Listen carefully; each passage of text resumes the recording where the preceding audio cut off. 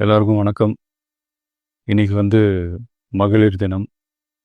தமிழ்நாடு முழுக்க இருக்கிற என்னுடைய அம்மா, அக்கா, தங்கச்சி, தோழின்னு உங்க அத்தனை பேருக்கும் இந்த தினத்துல வாழ்த்து சொல்லாம இருக்க முடியாது. உங்கள் அனைவருக்கும் என்னுடைய மகளிர் தின வாழ்த்துக்கள். சந்தோஷம் தானே? பாதுகாப்பா இருந்தா தானே சந்தோஷத்தை உணர முடியும். அப்படி எந்த பாதுகாப்பும் இல்லாதப்போ, இன்செக்யூரிட்டியா இருக்கிறப்போ எந்த சந்தோஷமும் இருக்காது தானே அப்படின்னு நீங்கள் நினைக்கிறது எனக்கு புரியுது.